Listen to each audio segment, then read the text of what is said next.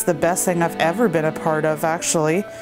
Without them, I don't know where I've been today. It's really hard to express, but you know, without the CNI being there, there's no actual telling where I would be.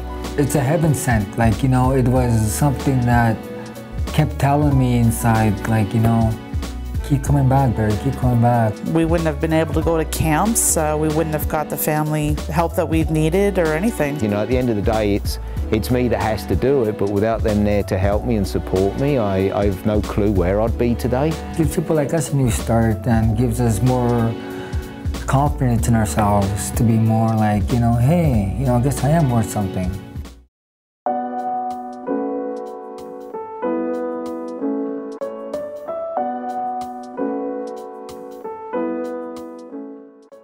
It's the best thing I've ever been a part of, actually. Without them, I don't know where I've been today. Being with them, I've socialized a lot more with other people. I've gone and done other stuff I've never thought I would do. They've made a lot more friends. They're more outgoing and sociable, and it's kind of brightened them up as well. Before, like, I was the kind like that did not make friends easily.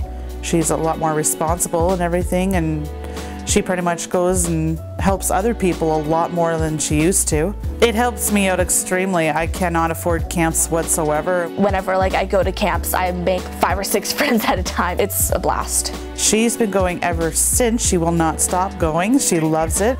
I'm like so much appreciative of it. Like, I want to give back in so many ways, and I just not sure how, but I'm now on the board of directors, and hopefully I can give back in that kind of way, and if I can volunteer and help out other people that are helping us out, absolutely.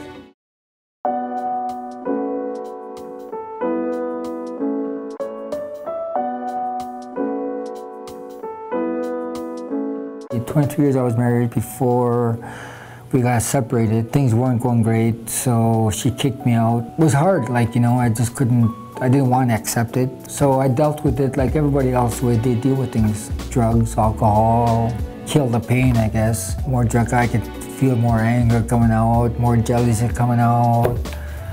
And then I started to realize, you know, Barry, you're gonna get yourself into more trouble, you're gonna get yourself into jail, something might bad happen to you. And then one day, a friend of mine asked me to come with him for coffee here. When I first came in, I felt that good vibe of these people were so friendly, so outgoing, and they wanted to get to know you and stuff like that. You know, they weren't being nosy, but they're being, like, you know, friendly. And ever since that day, I've been coming in, you know, and doing my own thing. And then they asked me to be ambassador for the cans. And so I said, sure, no problem. I'd love to be ambassador. We have 2 meetings here, and it's for the homeless, and that's for ex-users or users. Before, I used to feel like I wasn't worth anything. Ever since that I came in here, I felt so different, man. I felt like I could actually talk to somebody and be really open-minded with them. Now that I'm more healthy and more clean, it makes you feel like there's a reason to get up, you know. So what I decided to do was redo my resume up. I sent it to this place, Oil and Services, and they hired me. How does that make you feel? Awesome. It was a long struggle, but you know, like you said, man, you have to be more confident, more positive. That's the only way you're gonna do it, to succeed.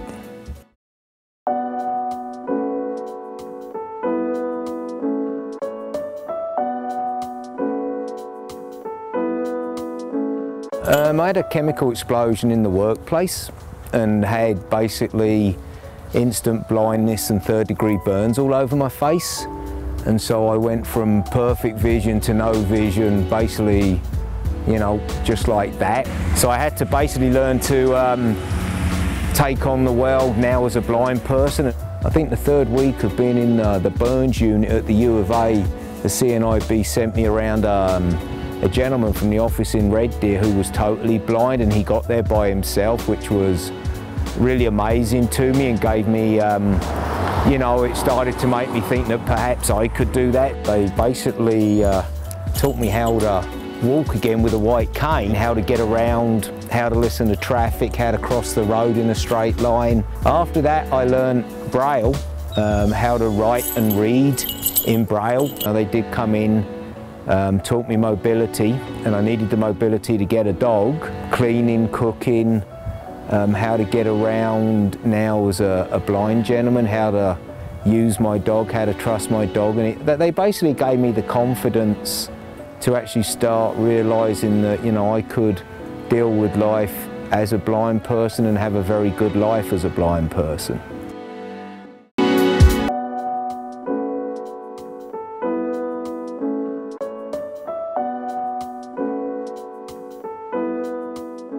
We've heard the old saying, walk a mile in their shoes, right? Well, in the United Way, we do walk a mile in their shoes because we hear their stories, we hear through these agencies we are helping, and we definitely are experiencing their life by what we do to help them. I think it's sometimes invisible, and until you get into the organization and realize all of the various spots that they touch the community, you don't really know who you're affecting. The more you get into the United Way, you realize that not only do you have way more need in your own community than you actually probably thought about, but you can see the results. There are people in the community that are being helped. There are organizations being helped. And Red Deer in Central Alberta is so blessed to have so many people to do that. I'm just one of hundreds of thousands in Central Alberta, right? And we just look for everybody to join us and step up to be involved. It really does make you feel good if you can give some money to help these people that really can use it. There is so much need right here close to home, and I think it's important for us to just step out a little bit and help.